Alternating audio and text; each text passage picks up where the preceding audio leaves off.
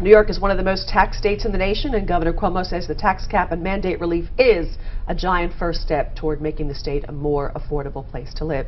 Joining me now for the discussion, back in the studio, Jim March here, president of the Nassau-Suffolk School Boards Association. Also with me, Fred Gorman, founder and head of Long Islanders for Educational Reform. And joining us now, State Senator John Flanagan. John is chairman of the Senate Standing Committee on Education. Good to have you join us, Senator. Appreciate it very much.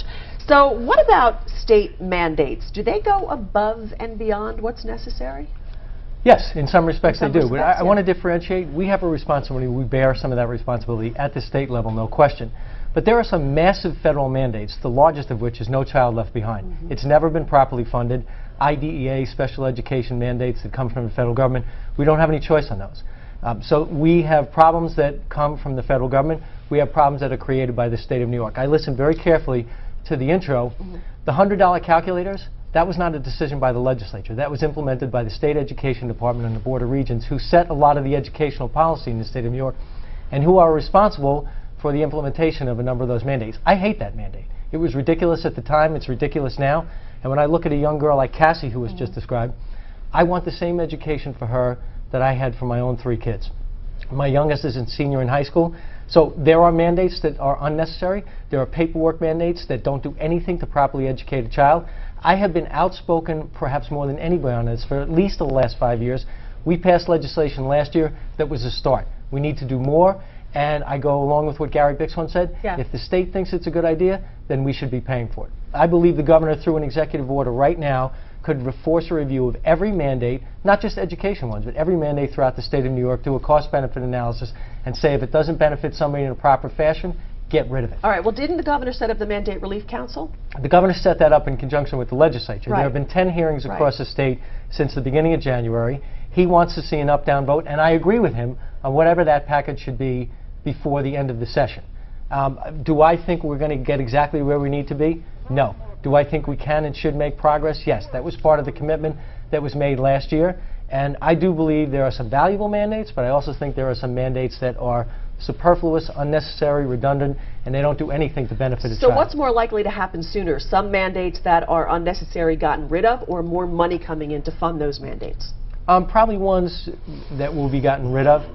We've tried to, since I chair the committee, we've looked at a number of bills that have come through our committee, and we've referred them to the Finance Committee to say if it's going to cost something, then the state should be paying for it. We're trying to adopt a different approach, and I don't see anything wrong with that. I mean, if we do think there's a good idea, then we should be paying for it. I'll give you a perfect example. In this year's budget, the teacher evaluation law, we thought this was our idea coming out of the Senate in our one-house budget proposal. It was enacted to help provide financial aid to districts for expenditures that they're going to have to make simply because of this program.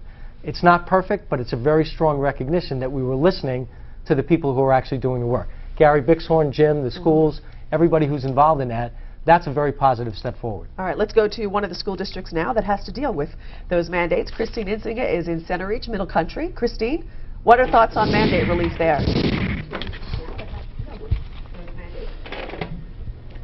Hi, Lee. Yes, we're back here at Middle Country, and we're first going to be joined by the principal of Center Reach High School, Tom Bell. Tom, mandates, certainly a big deal, has to weigh heavy on you folks when dealing with this. Talk to us a little bit about it and how frustrating it can be.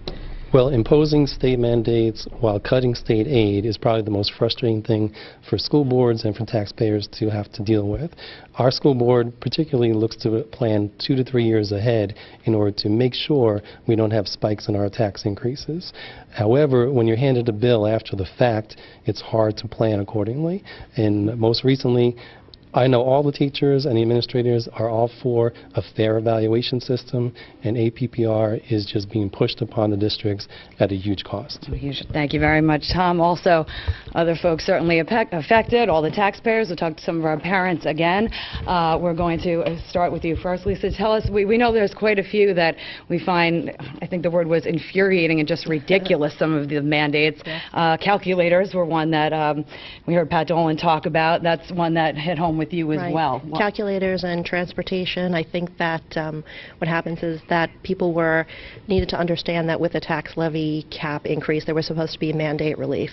And we are not seeing that implemented at the same time. They're unfunded mandates. There are over 66 of them that affect the school district. This is money coming out of the budget that the schools can be using for programs and other things for their children, and they're not seeing that because of the mandates that are being imposed. Right, and we understand that everybody has to have a calculator in school. They're quite pricey. I think the frustration, as we mentioned before, a lot of these kids brought them on their own.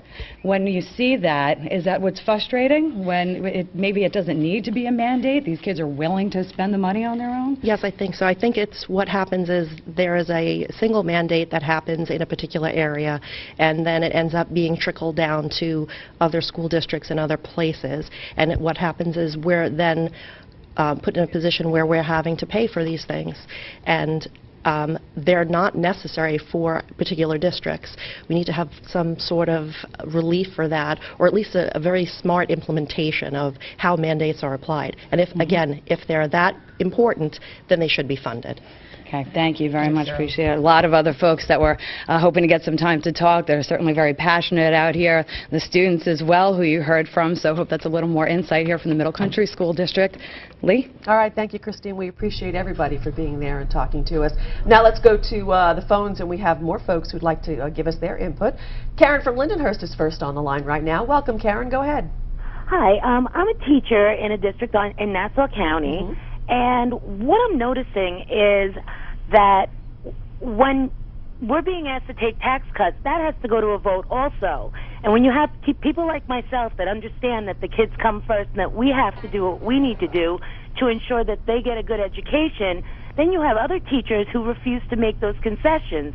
So while a lot of us are ready to do it, we're ready to pay more for our health benefits, we're ready to, forego our step raises or whatever the case may be, we can't do it if we don't have a majority vote. That's right. That's very interesting. I'm glad you brought that up, Karen. I appreciate that. Because, Senator, there are some folks, especially the teachers in the unions, who would like to make some of the changes that their union leadership chooses not to make the changes on.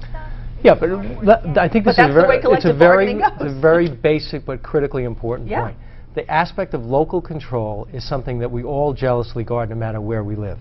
I don't want to set the salaries for administrators or teachers. Albany should not do that. The state legislature should probably not be in that business. Maybe we can find efficiencies by doing regional collective bargaining or regional health insurance, but those are management decisions that are made by boards that are elected by their own communities. The single largest component of every school district's budget, no matter what community you're in, it's salaries, plain and simple.